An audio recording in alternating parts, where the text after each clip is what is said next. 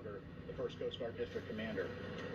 I'll provide a brief recap of our coordinated search efforts for the 21-foot submersible with 5 people on board, along with providing an update on current search efforts and plans for the next 24 hours. On behalf of all the men and women of the United States Coast Guard and our search partners, we offer our most heartfelt thoughts and prayers for the 5 crew members, their families, and their loved ones. Our crews are working around the clock to ensure that we are doing everything possible to locate the Titan and the 5 crew members. Yesterday, we stood up a unified command consisting of expertise from the United States Coast Guard, the United States Navy, Canadian Armed Forces and Coast Guard, and the Titan's parent company, OceanGate Expedition. This is a complex search effort which requires multiple agencies with subject matter expertise and specialized equipment. Please subscribe for While more. the U.S. Coast Guard has assumed the role of search and rescue mission coordinator, we do not have all of the necessary expertise and equipment required in a search of this nature. The Unified Command brings that expertise and additional capability together to maximize effort in solving this very complex problem.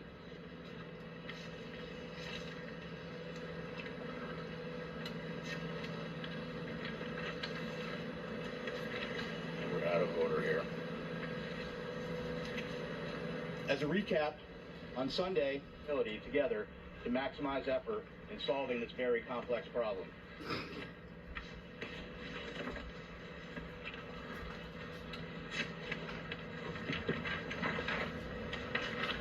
We're out of order here. As a recap, on Sunday, the Coordination Command Center in Boston received a report from the Canadian expedition vessel Polar Prince of an overdue 21-foot submarine Titan with 5 people on board. The Titan was attempting to dive on the wreck of the Titanic approximately 900 miles east of Cape Cod and 400 miles south of St. John's, Newfoundland. Approximately 1 hour and 45 minutes into the scheduled dive, the Polar Prince lost all communication with the Titan. The Polar Prince conducted an initial search and then requested Coast Guard assistance. The U.S. Coast Guard in Boston assumed the responsibility of search and rescue mission coordinator and immediately launched search assets.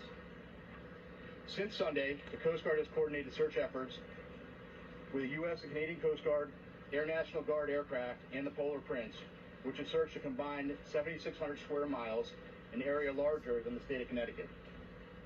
These search efforts have focused on both surface, with C-130 aircraft searching by sight and with radar, and subsurface, with P-3 aircraft were able to drop and monitor sonar buoys. To date, those search efforts have not yielded any results.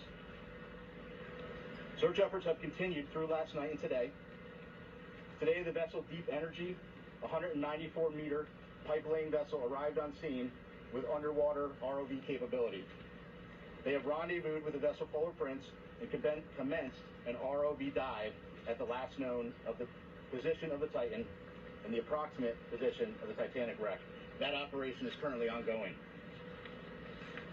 Additionally, a Canadian P-3 aircraft is currently conducting a 6-hour search of the area, and several C-130 aircraft and another P-3 are scheduled to fly this afternoon and this evening.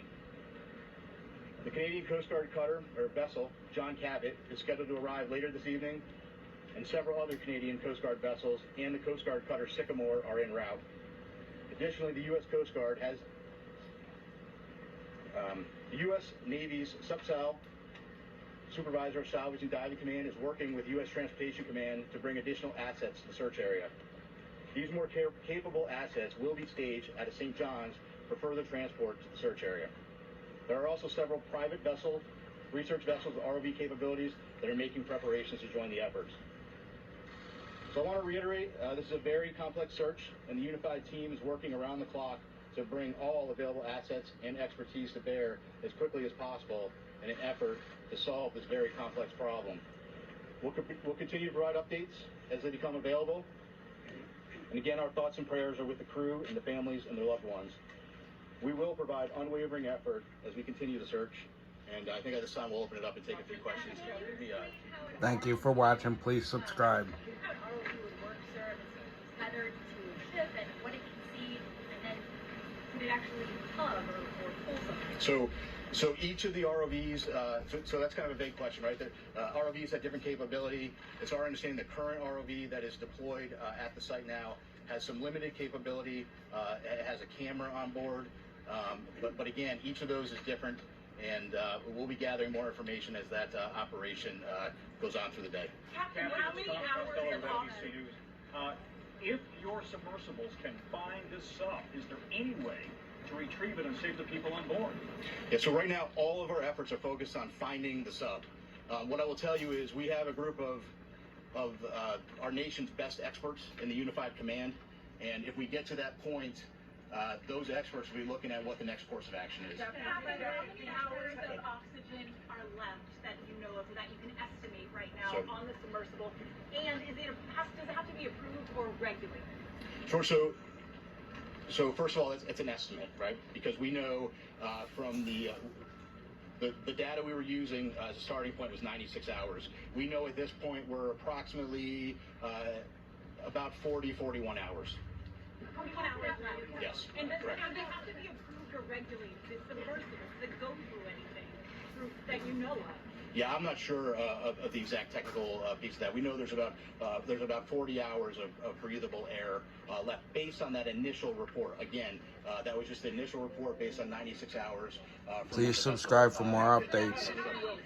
Even with that amount of time that's left, let's say 41 hours or so, if you were to find the submersible at this moment, would that give you enough time to save these 5 people on board? Yeah, so listen, I don't know the answer to that question. What I will tell you is we will do everything in our power to effect a rescue. Again, it's going to depend on if the ROV finds something. It's going to depend on what they find, what needs to be, what steps need to be taken next, and really that is for the experts within the Unified Command to take a look at and then decide what the best course of action is. BBC News. It seems to have taken the mothership vessel, or those running this operation, about 8 hours to contact you on Sunday after they... Thanks for watching. Please subscribe for more Is that a cause for concern? so I can bring you up to date. Listen, right now, our effort and our focus is on searching with what we know. As soon as we received the report on Sunday evening, we immediately launched search efforts. We flew assets that evening. God bless them. We Let's continued pray for them constant, that they find them. surface and air asset searches since Well, then. while we're praying, you can subscribe. Go ahead. You mentioned that the search operation is very complicated. What are the biggest challenges you're facing? Well, this is a complex search, and it's complex for a variety of reasons. You're talking about a search area that's 900 miles east of Cape Cod, 400 miles south of St. Thanks John's. for watching. So logistically speaking,